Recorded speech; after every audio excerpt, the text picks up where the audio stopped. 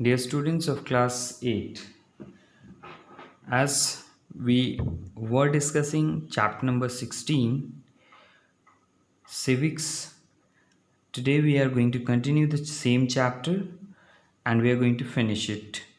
Power and functions of Indian Parliament. As we all know that Indian Parliament is democratic and the members of the Parliament are elected directly or indirectly.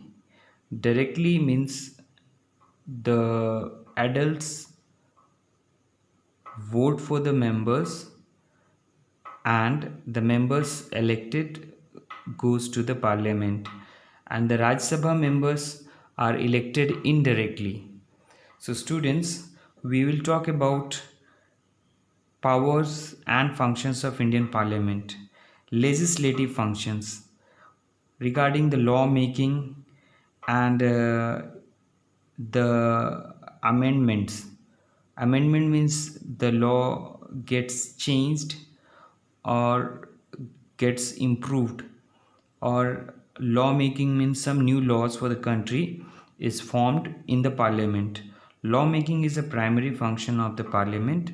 It is a very important function of the parliament. The parliament is empowered by the constitution to legislate on all matters listed in the union list. We have discussed the union list, state list and concurrent list. So all the topics present in union list is under the parliament, which is implemented in all over the country. The parliament and the state legislature have joint jurisdiction over the matters in the concurrent list, and there is a list that we have studied here, concurrent list and state list, union list. There are 47 subjects in concurrent list, and where the state and the parliament both makes the law. Students, parliament can also amend the provisions of the constitutions of India. There were several amendments in the laws, so parliament can make the amendments, make the changes in the laws. Control over the executive. The parliament has also control over the executive. Who are the members in the executive?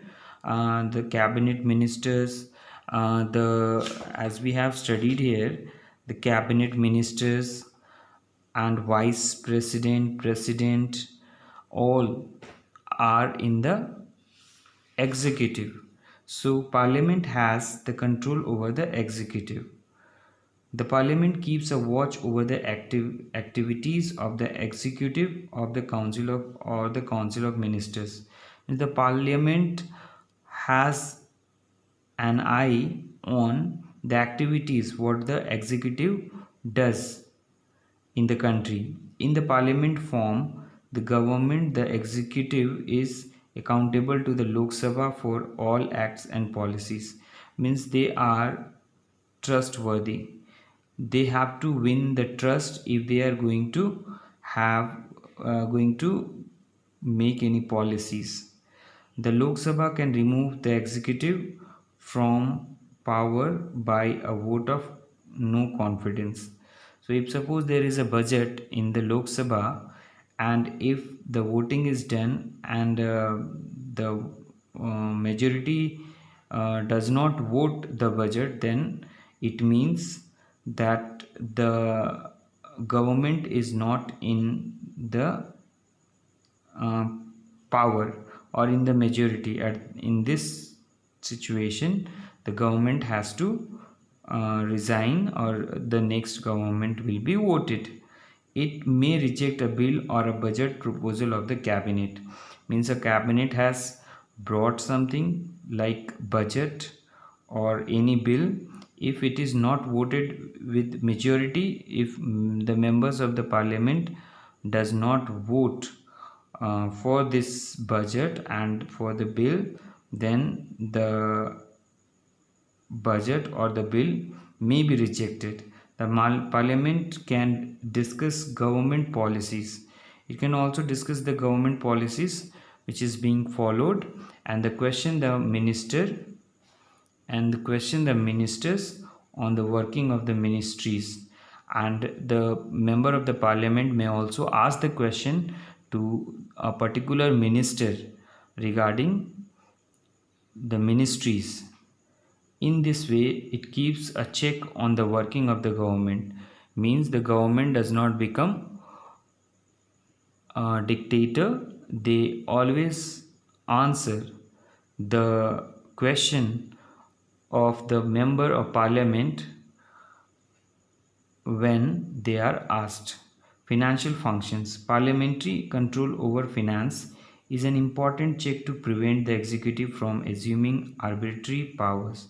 So the parliamentary control over finance, it has the control over finance, means if there is any wrong action by the executive takes place, at that time the parliamentary or the members keep an eye on this and always ask a question about that. The executive cannot spend any money without parliamentary sanction.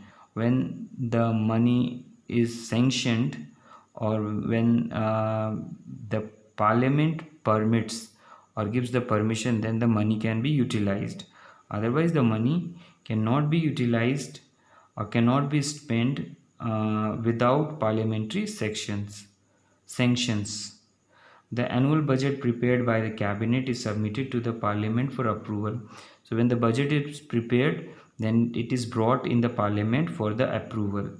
The parliament also approves all proposal of the union government to impose taxes. So taxes is also imposed with the discussion in the parliament. The parliament also approves all proposals the union government to impose taxes. Money bill can originate only in the Lok Sabha. So money bill can originate only in Lok Sabha. What does it mean? Means once the money bill is passed, means voted in the Lok Sabha, it is considered to be passed. It does not need approval of the Rajya Sabha members of the Rajya Sabha. Electoral functions. The members of the parliament participate in the elections of the president and the vice president. So the members of the parliament votes for the election of the president and the vice president. It also elects some of its members to various committees of the parliament. When suppose there is any committees formed, then at that time the members votes for the members of the committees. Judicial functions. The constitution vests in the parliament the power to impeach the president, the vice president and other high officers like the judges of the Supreme Court and the high courts, auditor general and members of the public service commission. Means the parliament has the right, or it has the power that it can remove the president if the president is found guilty, or if he is not capable of being a president or holding the post. The vice president, he can also be impeached, means removed, and the high officers like judges of the Supreme Court and the high courts, auditor general, members of the public service commissions, means they can be removed by the parliament. So till now no president is impeached by the parliament. This is a tough procedure, children. So these are the powers and the functions of the Indian Parliament. I will give you the question answer, the long question answer in the WhatsApp group. You may write on your copy and you can prepare yourself for the examination. Thank you so much for listening. I'm sure that you all are preparing for your examination. I wish you all the best. Do well in the examination.